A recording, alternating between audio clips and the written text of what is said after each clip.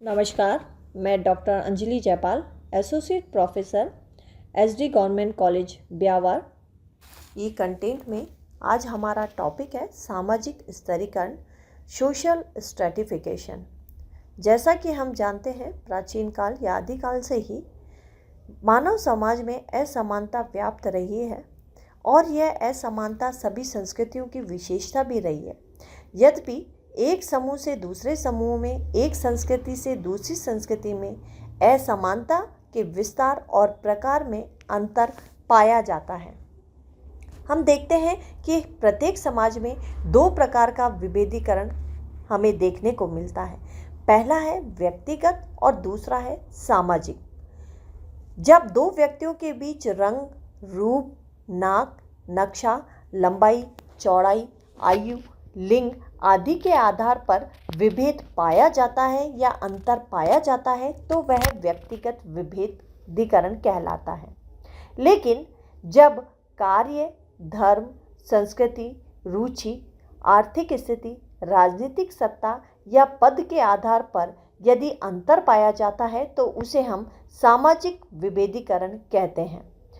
जब सामाजिक विभेदीकरण में उच्चता और निम्नता के भाव जुड़ जाते हैं तो वह सामाजिक स्तरीकरण को जन्म देता है।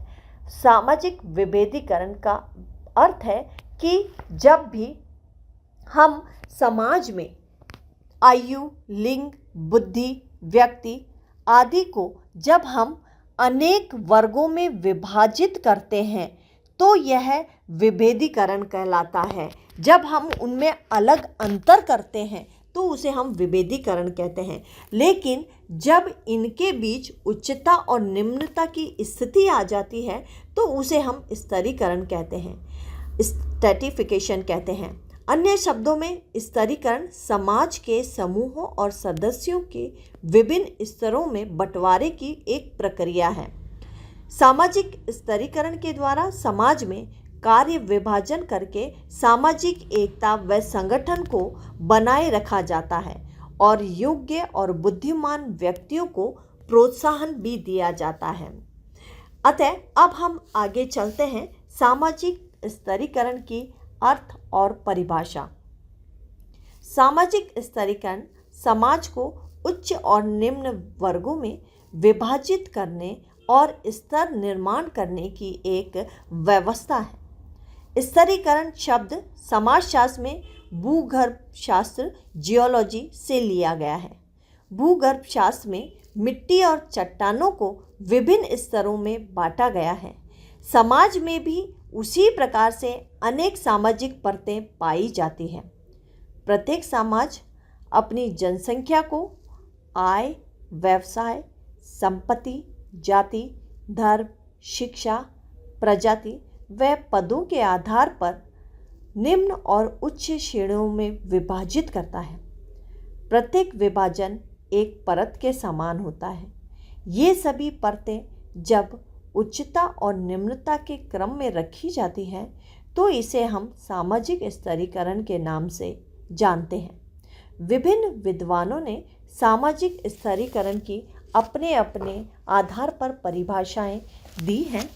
इसमें सबसे पहले हम चलते हैं सामाजिक स्तरीकरण की जिन्सबर्ग की परिभाषा।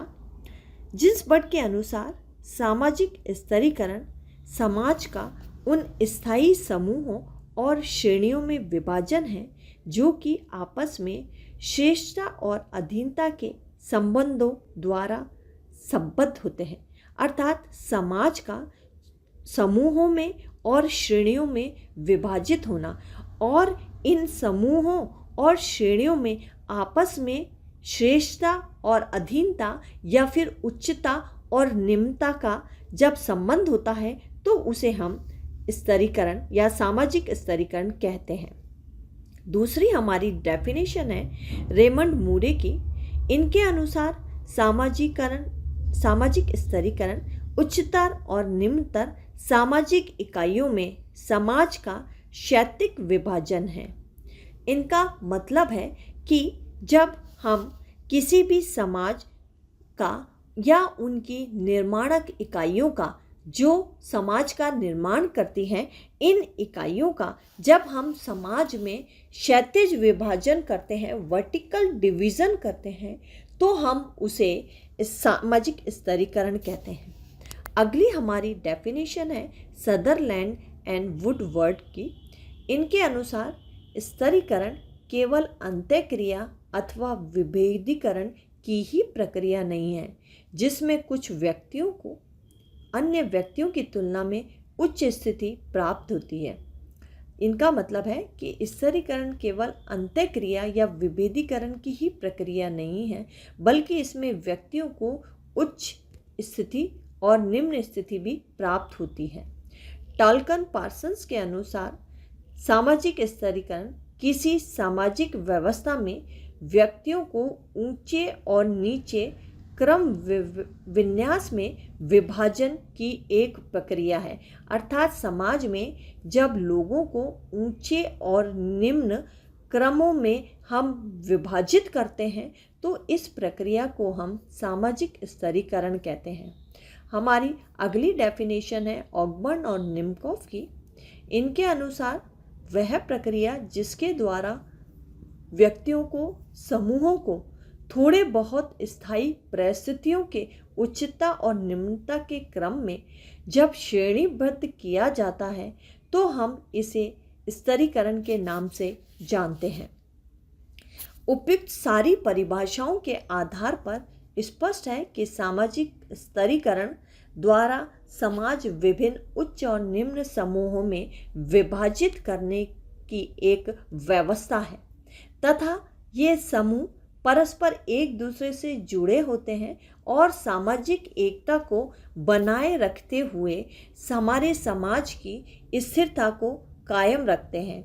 इस प्रकार आज के हमारे ई कंटेंट में हमने सामाजिक स्तरीकरण क्या है, इसके इंट्रोडक्शन और इसकी अर्थ और परिभाषाओं के बारे में अध्ययन किया। धन्यवाद।